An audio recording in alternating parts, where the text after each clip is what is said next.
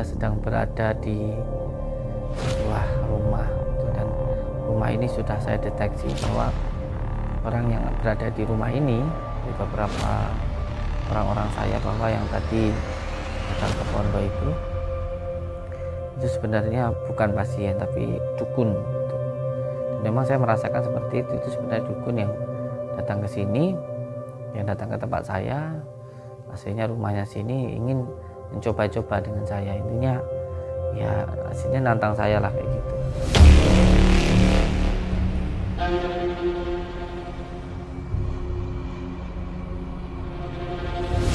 Maksudnya panjenengan datang ke tempat saya terus sampai itu nyamar jadi pasien kayak gitu tuh apa? Panjenengan Saya tidak bisa menjangkau ke pasaran seperti itu, seperti yang Anda lakukan. Karena apa? Settingan. Keluar. Itu hanya Anda tipu saja dengan perilaku dan konten-konten Anda itu. Jadi saya, harga diri saya tidak terima. Kalau memang Anda ingin mencoba kemampuan saya,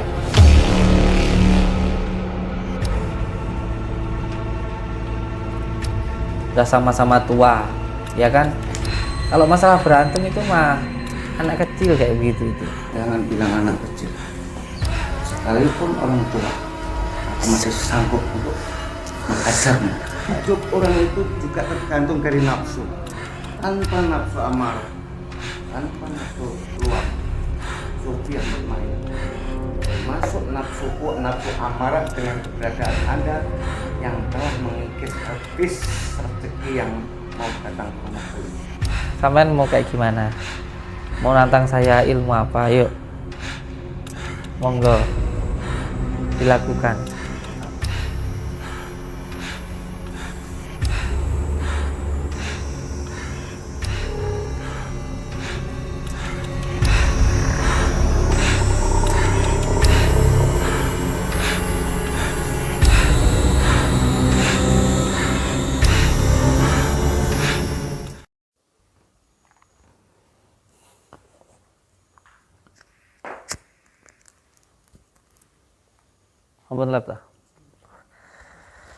Assalamualaikum warahmatullahi ta'ala wabarakatuh.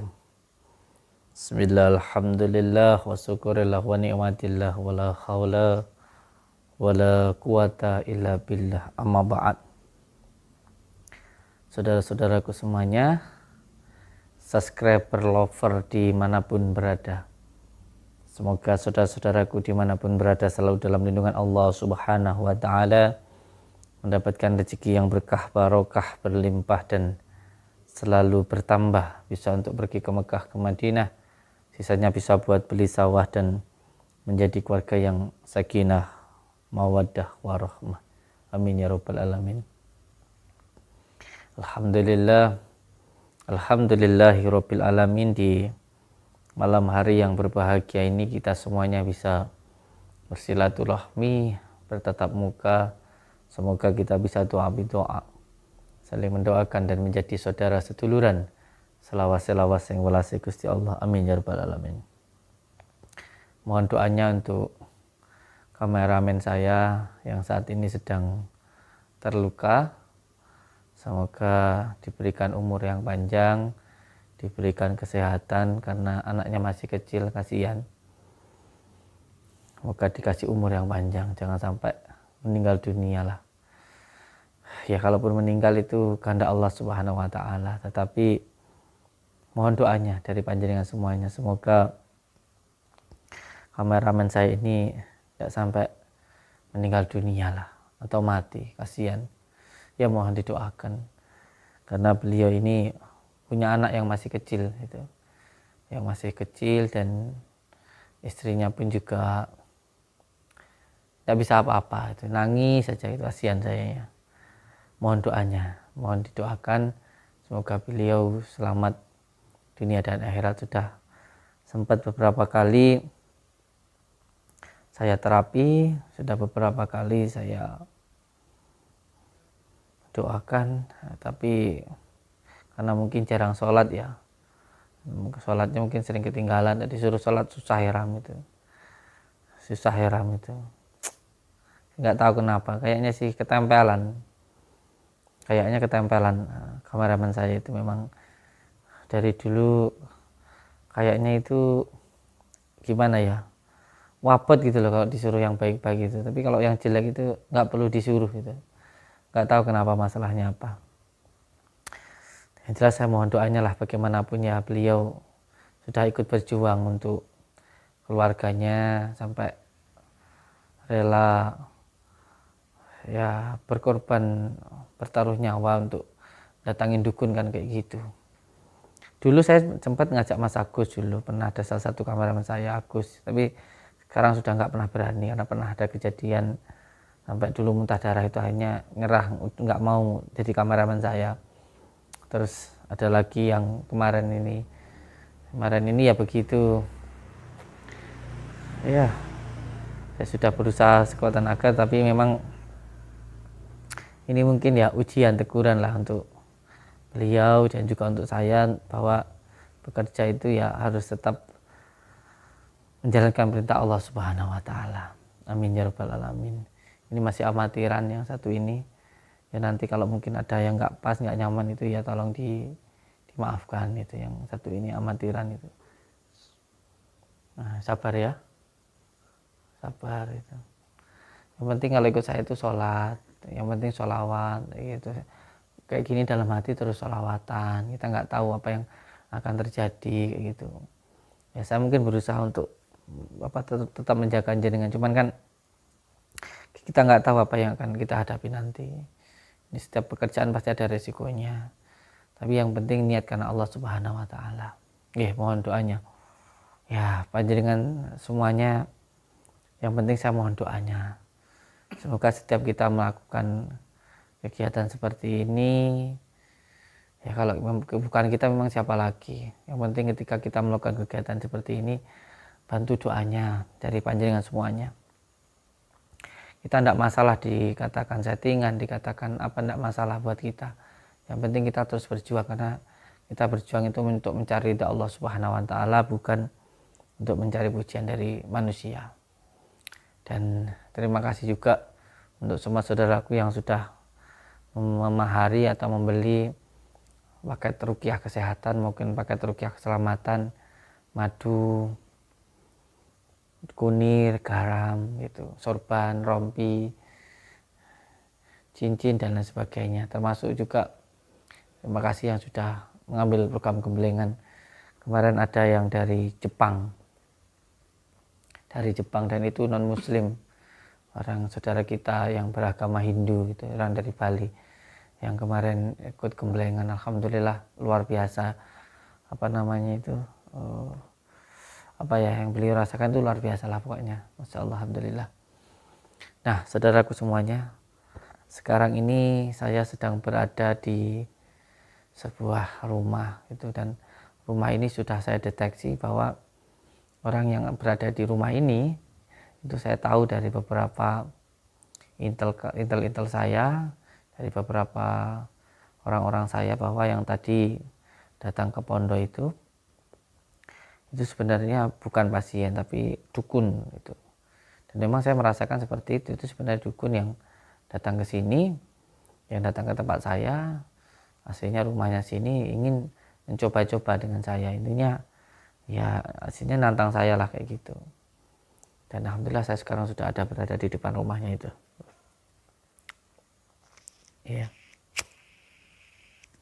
Kita sekarang sudah berada di rumah dukunnya yang tadi siang itu datang ke pondok. Kita tanyakan apa maksudnya gitu. Dia itu kok nyamar-nyamar jadi pasien itu, terus menghina saya di depan banyak orang, kenapa? Saya sendiri dihina nggak apa-apa, cuman saya pengen tahu masalahnya itu apa gitu. Yang penting jangan lupa ngopi Bidara khas Pondok Nuswantoro, murah, cuman satu pak besar gitu, cuman 300 ribuan, bisa untuk teman melek. Allahumma sholli ala Muhammad. Yuk ikut saya, kita ke sana, ke rumah Mbah Dukunnya. Ini rumahnya itu, tuh di atasnya ada kayak gitu-gitu itu.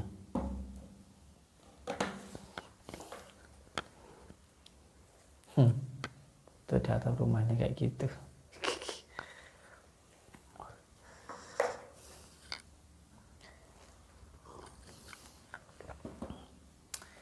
Ini rumah orang yang tadi siang datang ke pondok kita itu. Ini sudah akurat A1 ini. Kalau dari sini itu rumah dukun yang tadi nyamar jadi pasien tadi. Kita bikin kejutan dia, ya. Kita bikin kejutan. Kita datang ke sini.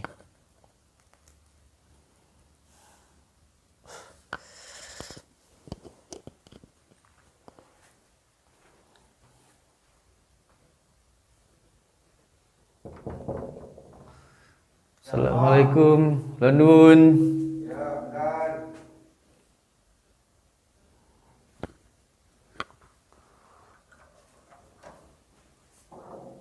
Mari, silakan masuk. Loh, kok kamu, Din? Kamu Din. Mari, silakan. Dantin. Ada apa ini? Ada apa? Tidak ada apa-apa. Masih punya rasa dendam ya sama aku? Masamu, dendam lambemu. Ngapain dendam sama kamu? Jadi suruh masuk apa enggak saya? Mari, silakan. Ya, Dendam. kewajiban seorang tuan rumah menghormati tamu. Iyalah. Ada apa ini? Ada apa? Apa siang tadi masih kurang jelas? Ada sesuatu yang tidak Jadi enak di gini. hati gitu? Jadi ngeten lho Mbah, nyuwun ngapura kula saderenge. Ngeten. Tadi itu kan jenengan itu datang ke pondok saya. Iya. Terus panjenengan itu berpakaian biasa-biasa saja. Ya toh? Maksudnya panjenengan datang ke tempat saya terus sampean itu nyamar jadi pasien kayak gitu tuh apa? Terus terang saja, saya ini juga seorang dukun. Dan ketahuilah, semenjak Anda ini membuka praktek perdukunan di sana itu, pasien tidak ada yang mau datang ke rumahku. Sebelum kamu buka ya, setiap hari tidak kurang dari 5 orang datang kemari untuk berobat. Tapi semenjak kamu buka, aku tidak ada pasien sama sekali. Kamu tidak kasihan sama aku ya? Apa kamu memang mau mencoba kemampuanku? Gini. Kalau saya bilang jenengan, kalau bilang saya itu nggak kasihan, ya namanya rezeki itu sudah ada yang bagi. Atau gini aja, kalau sampean itu butuh uang, tinggal ngomong sama saya, tak kasih. Ini nanti dulu. Bukannya saya itu menghina jenengan enggak ya? Ini amit. Bukannya kula niku menghina jenengan enggak. Maksud aku tuh ngeten, maksud kula niku ngeten loh. Kalau memang jenengan itu butuh uang, ya tinggal bilang sama saya, tak kasih. Gitu loh, nggak perlu jenengan itu harus marah-marah, terus harus menjajalin saya, terus sampai itu ngamuk-ngamuk di tempatnya saya, nggak perlu kayak begitu. Gitu Uang loh. sedikit banyak yang penting cukup. Tapi harga diri saya selaku seorang dukun, saya tidak mau diremehkan oleh pendatang baru seperti Anda itu. Pendatang baru kayak artis saja saya ya. Memang sekarang itu sudah wajar terjadi bahwa setiap paranormal itu yang kondang laksana seorang selebritis. Saya tahu itu. Berarti panjenengan Saya tidak bisa menjangkau ke pasaran seperti itu, seperti yang Anda lakukan. Karena apa? Settingan toh. Apa itu? iya. Jadi panjenengan itu berarti merasa tersaingi dengan adanya saya. Terus kalau sampean bilang saya settingan, loh. Kalau memang saya settingan, masalahnya sama jenengan apa? Kalau jenengan mau buat settingan ya silahkan, kayak gitu loh. Masalahnya dengan sampean itu apa, gitu loh. Saya dulu kan sebuah kemurnian dari sebuah jasa pengobatan, bukan kepalsuan seperti yang Anda lakukan. Iya, sekarang gini, kalau pengobatannya kita menggunakan hati, jangan disamakan dengan kontennya, jangan disamakan dengan tayangannya berbeda, ndak tentu sama. Sesuatu hal yang nyata dengan yang ada di media sosial nggak sama. Karena ada ilmu itu yang untuk dipraktekkan, ada juga ilmu yang untuk dipertontonkan. Anda tidak perlu menguliai aku, ya. Ingat itu baik-baik. Saya sudah cukup berpengalaman dalam hal pengobatan itu. Iya, sekarang gini loh, nggih. Kalau sampean sudah berpengalaman, terus kenapa jenengan merasa tersaingi dengan adanya saya? Harusnya kalau sampean itu sudah berpengalaman, panjenengan bisa mendapatkan apa yang sampean inginkan. Bukan pengalaman itu panjenengan merasa tersaingi loh. Saya anak muda, ya kan? Saya bukan siapa-siapa. Saya mengobati ya dengan hati saya. Terus masalahnya dengan sampean apa? Kalau sampean harus sudah berpengalaman, harusnya jenengan santai-santai aja dong. Orang berpengalaman di mana-mana lebih bijaksana. Terus tentu saja semua rezeki itu yang mengatur yang Maha Kuasa. Jadi nggak perlu panjenengan itu merasa tersaingi dengan saya. Tapi memang berhubung Anda itulah yang menjadi penyebab rezeki saya itu menjadi mati. Manusia itu tidak bisa mengambil rezeki manusia yang lainnya. Karena yang memberikan rezeki itu adalah Allah Subhanahu wa taala. Banyak orang yang membuka jasa, semakin ramai ya semakin banyak juga orang yang berminat. Sekarang yang paling penting adalah bagaimana caranya kita menunjukkan ke masyarakat tentang apa yang kita lakukan. Jika kita bisa memberikan manfaat kepada orang lain, pasti banyak yang datang.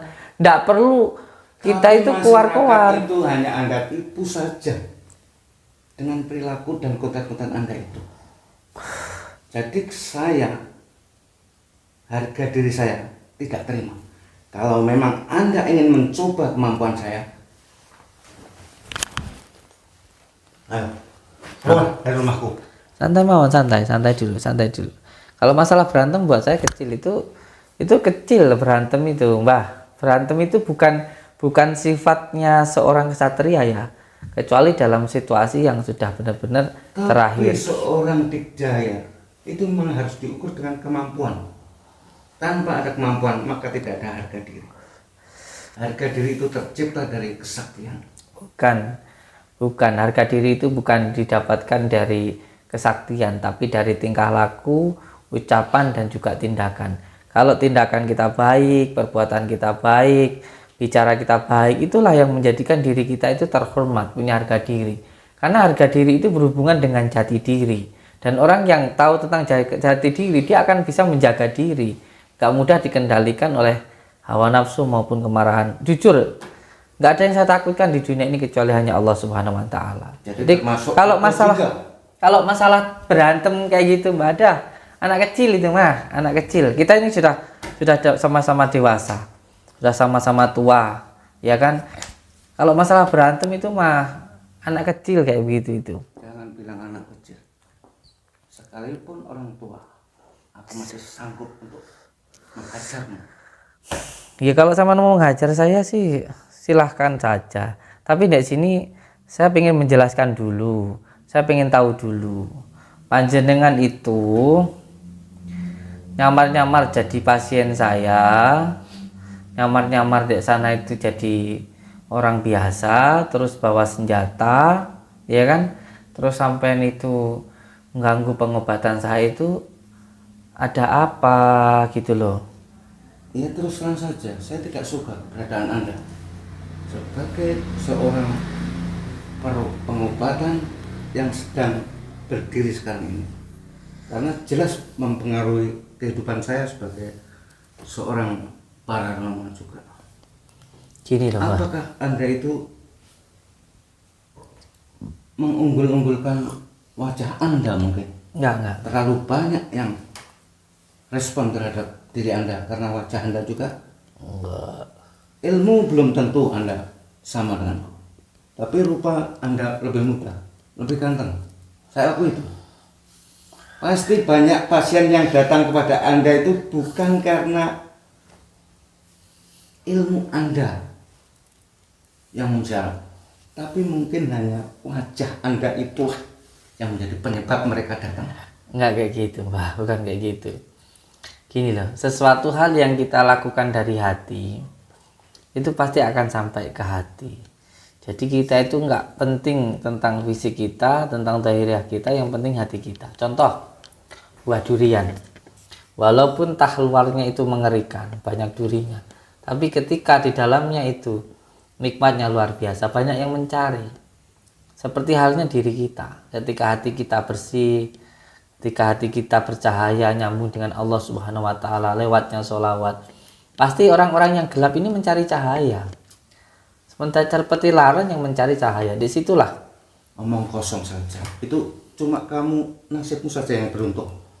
Ya makanya keberuntungan nasib itu pun juga harus diikhtiarkan dengan cara apa? Terus mengamalkan sholawat. Jadi simpel buat saya, Mbah. Kalau panjenengan pengen seperti saya, banyak tamu yang datang, rezekinya banyak yang suka, itu nggak perlu iri. Sampai cukup mengikuti apa yang saya lakukan. Saya tidak iri, tapi saya punya harga diri yang tidak bisa disepelekan. Hanya dengan uang. Apalagi Anda menawari uang untuk saya tidak perlu bekerja dan mendapatkan uang dari Anda. Itu harga diri saya yang jatuh, bukan ekonomi saya. Saya cukup makan seadanya. Tapi kalau harga diri saya yang jatuh, maka seperti hidup saya sudah tidak ada gunanya lagi. Harga diri itu didapatkan karena punya pengendalian diri. Akhirnya bisa menempatkan diri dan tahu jati diri. Kalau panjenengan nggak bisa mengendalikan diri, bagaimana panjenengan mau punya harga diri? Wong sampean aja nggak bisa mengendalikan diri panjenengan sendiri gitu loh. Terus tentang harga diri, ya sampean itu menjatuhkan diri sampean sendiri ketika panjenengan itu marah-marah seperti ini. Kalau panjenengan itu benar-benar dukun, kalau sampean itu benar-benar dukun yang duduk tekun mengamalkan kun fayakun, harusnya panjenengan itu tidak seperti ini. Karena kalau sudah kun itu berarti sudah mendudukkan kun, sudah benar-benar manut kersane Gusti Allah. Manut kersane Gusti Allah. Lah panjenengan marah-marah nggak manut kersane Gusti Allah, kersane setan kayak begitu, nurutin hawa nafsu. Jadi Anda menuduh saya ini setan, bukan manusia. Apakah Anda saja yang manusia? Jadi orang lain kamu anggap setan, begitu? Saya berbicara 100 kali yang baik, ada satu yang buruk, satu aja yang sampean ambil yang buruk. Tentu. Karena sampean sudah ada ketidaksukaan terhadap saya. Tidak suka. Keberadaan Anda itu telah merugikan saya. Saya merugikan dari mana? Wong saya kenal panjenengan juga enggak sama yang datang ke saya. Nanti dulu saya jelaskan. Panjenengan tadi mengatakan bahwa saya menganggap jenengan itu setan, bukan. Mungkin sampean tahu tapi apa mungkin belum tahu bahwa kita hidup ini itu semuanya tergantung dari hati kita. Apakah kita itu mengikuti dari geraknya setan atau mengikuti gerak batin kita yang nyambung dengan Allah Subhanahu wa Ta'ala. Nyambung dengan Allah itu lewat khawatir robaniyah, lewat khotiroh. Tapi hidup orang itu, Bukan, hidup orang itu juga tergantung dari nafsu. Tanpa nafsu amarah, tanpa nafsu luam, sufiyah mutmainah, maka hidup ini tidak ada warna. Cuma satu warna saja. Jadi yang membuat kehidupan di dunia ini berwarna-warni itu karena ulah dari nafsu manusia, bukan roh suci saja. Kalau Jadi aku yang seperti ini kau anggap tidak lurus di jalan kepada Allah, terserah Anda. Tapi aku sudah meyakini bahwa diri saya dalam keadaan lewat jalan Allah. Termasuk nafsuku, nafsu amarah dengan keberadaan Anda yang telah mengikis habis rezeki yang mau datang ke rumahku ini. iya, panjenengan. Silahkan pergi kamu. Iya, Kamu jangan bikin penyakit di rumahku. Saya itu mengatakan tentang bab ketuhanan tapi jenengan tidak menjalankan apa yang diperintahkan Tuhan. Sampai membicarakan tentang Tuhan tapi tidak mensifati sifatnya Tuhan. Sampai katakan sampai di jalan Tuhan. Bagaimana bahwa ketika sungai ataupun sumur sajalah itu pasti ada pecarannya dan sampai tidak mengambil airnya tapi sampai mengambil kotorannya. Memang ada baik buruknya. Semua tergantung diri kita dan sampai mengambil keburukannya dan sampai katakan keburukan itu adalah jalan Tuhan, bukan. Itu jalan setan seperti itu. Tuhan itu sama dengan sumber air. Sumber air. Saya mengatakan yang diciptakan. Saya mengatakan yang diciptakan Tuhan itu ada sumurnya, ada peceraiannya, dan sampean itu menganggap bahwa nafsu itu adalah warna-warni. Memang setiap manusia itu punya nafsu, tapi manusia harus bisa mengendalikan nafsunya biar bisa benar-benar jadi manusia. Kalau manusia akalnya dikendalikan nafsunya, maka lebih hina dari binatang. Pada detik ini nafsu amarahku yang muncul. Dulu belum pernah. Karena selama ini belum ada saingan. Ya sampean sebab aja saya kamera, sebabnya sampean tak shooting. Makanya sampean bilang seperti itu. Nanti dulu, santai dulu. Ngobrol yang enak sama saya. Tadi panjenengan datang ke rumah saya tenang. Sekarang saya datang ke rumah jenengan pun ya diterima yang tenang aja. Lah iya.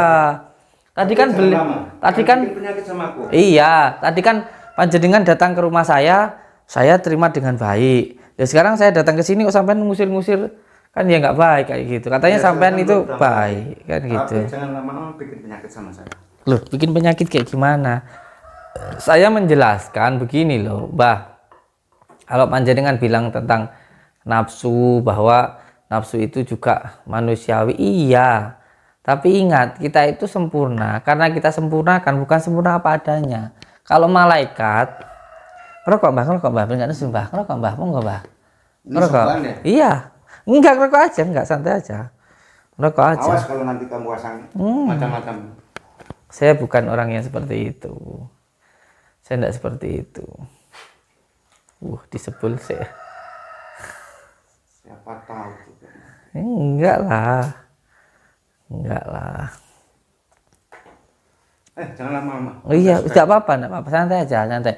Kan gini, jenengan kata tadi jenengan itu orang baik ya kan, ya makanya secara baik-baik aja lah, secara baik-baik aja. Sekarang gini loh Mbah, malaikat itu hanya punya akal tapi tidak punya nafsu, sedangkan hewan hanya punya nafsu tapi tidak punya akal, dan kita manusia itu punya keduanya, nakal dan nafsunya. Kalau akalnya mampu mengendalikan nafsunya, maka manusia itu dikatakan sempurna, bahkan lebih sempurna dari malaikat.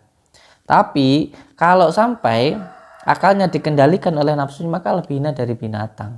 Ya kalau jenengan tadi bilang loh, manusia punya nafsu ya warna-warni, ya enggak begitu juga lah kayak begitu.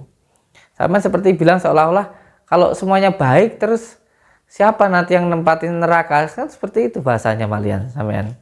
Enggak begitu juga. Iya, karena sampean bilang ya ini nafsu saya kayak gitu. Perkiraan manusia itu belum tentu benar. Kadang juga bisa meleset. Ya wis, gini lah. Iya, memang saya tahu kalau berbicara tentang ini nggak nyambung lah. Nanti tetap aja debat ini. Bahasa seperti ini juga nggak bisa diperdebatkan. Sekarang gini aja masalahnya. Maksudnya jenengan datang ke tempat saya. Terus sampean itu kan sebenarnya dukun sudah jelas. Terus tadi itu sampean itu nantang-nantang saya di depan banyak orang kayak gitu loh. Kenapa gitu loh? Ya aku ingin tahu nyalimu sebesar apa. Kalau memang kamu berdiri di sini. Bilang aja kamu mau ngetes saya. Iya memang benar. Sampean tuh mau ngetes saya. Terus tujuannya sampean ngetes itu loh. Apa? Coba bayangin. Orang yang suka ngetes-ngetes itu sebenarnya hatinya sendiri itu ada kebencian. Hatinya sendiri itu sebenarnya kalau orang Jawa bilang alok itu aslinya pengen melok. Wong ngelok-ngeloknya kayak gini kan aslinya pengen melok. Ya pengen aja jenengan itu intinya pengen banyak pasiennya. Terus yang ketiga kali ini terakhir kali lah saya ngomong ya bab ini. Saya bilang settingan loh. Kalau saya settingan, ya kan? Sampean boleh tanyakan semua pasien yang datang itu apakah itu settingan. Termasuk jenengan sekarang saya rekam kayak gini. Kalau saya ada orang yang menuduh saya, sampean bilang saya settingan, ya silahkan. Mau anggap sampean settingan ya nggak apa-apa. Dan seluruh subscriber saya, seluruh orang yang menonton saya, kalau ada yang menghina saya katakan nggak usah belain saya. Kalau saya dihina nggak apa-apa. Mau nuduh saya kayak gimana pun ya nggak apa-apa. Jadi nggak masalah mau jenengan mau anggap settingan atau apa kayak gitu, tapi jangan menimbulkan kerusuhan. Saya tidak bermaksud menciptakan kerusuhan. Tadi sampai ramai kayak gitu gimana? Ya biar semua pasien tahu dan sadar pada siapa dia berobat. Masalahnya kenapa? Kalau berobat ke tempat saya kenapa? mereka itu sebenarnya datangnya silaturahmi, dan saya sering mengatakan bahwa yang bisa menyembuhkan itu Allah, bukan manusia. Jadi semuanya itu bisa menjadi pelantara. Jadi dengan itu intinya coba ditanyakan ke hati kecil sampean sendiri. Masalahnya itu apa gitu. Kalau hati kecil saya yang bicara, terus terang dengan kemandirian Anda di sini, itu sedikit menjadi penghalang bagi kehidupan saya. Atau Pasien yang mestinya datang ke rumah ini, dia datang ke padepokan Anda, dan saya kehilangan makan. padahal yang memberikan makan itu kan Allah, yang memberikan rezeki itu kan Allah. Kalau gini kan sudah jelas hati sampean sendiri yang keliru. Berarti pikiran sendiri yang bledu seperti itu sudah jelas kalau begini caranya. Jadi jangan bersikap seperti itu gitu loh. Terus kalau memang panjenengan pengen seperti saya, ya monggo sama-sama belajar dengan saya gitu loh. Ya, harga diri saya yang turun, awas ilmu saya lebih tinggi dibanding Anda. Cuma keberuntungan saja yang berada pada Anda. Itu saja sesungguhnya. Kalau kamu bilang ilmu saya di bawah jenengan, sekarang sampean mau kayak gimana? Ayo. Ingin mengadu. Bukan, jenengan kan nggak mau baik dengan saya, panjenengan itu merasa ilmunya di atas saya, ya kan? Yuk sekarang sampean mau kayak gimana? Mau nantang saya ilmu apa? Yuk, monggo dilakukan. Adulah kau kesaktian. Berani. Monggo mengajak tarung kayak gimana? Besok pagi tunggu di lapangan sebelah atau di tepi pantai sana. Kutunggu kamu di sana. Monggo, so. Di lapangan besok pagi. Jangan bikin perkara denganku. Jangan bikin penyakit di rumahku. Ayo cepat pergi. Santai aja, santai. Rokai panjenengan, monggo. Mau gimana? Mau di mana? Panjenengan mengajak saya ketemuan saya di mana? Di lapangan besok pagi. Kalau tidak, akan kususul Anda ke rumah. Monggo, siap. Gak mau geger. Kalau geger di sini gak mau. Jangan bikin keributan di rumahku. Bilang aja nggak berani. Bilang aja nggak berani.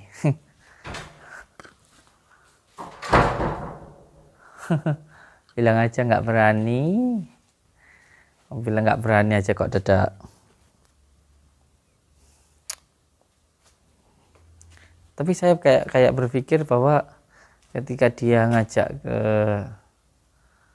laut tadi, jangan-jangan dia nyembahnya Nyiloro Kidul ya. Dia nyembahnya ke jin, bukan ke Allah kayaknya sih. Kalau dia ngajak ke mana tadi, ke lautan, ke pantai kayak gitu. Sudah jelas kan sekarang kalau dia itu dukun, sudah jelas kan pakaiannya aja dukun kan, tadi ke rumah aja pakaiannya biasa. Sudah jelas kan sekarang semuanya karena ada embel-embelnya kan, sepi kan, perdukunan sepi kan kalau ada saya, kan. Gitu aja kok bilangnya kamu settingan, kamu tipu-tipu, kamu apa, bilang aja sepi gitu aja loh, gak ada pasien gitu loh. Allahumma sholli ala sayyidina Muhammad wa ala sayyidina Muhammad. Selalu pegang teguh kepada tali Allah, jalankan sholat, amalkan sholawat, berbakti kepada orang tua, baik kepada sama, dan cinta kepada negara. Tenan ojo nesuan, yang penting sholawatan. Jangan lupa subscribe, tekan tombol merah-merahnya.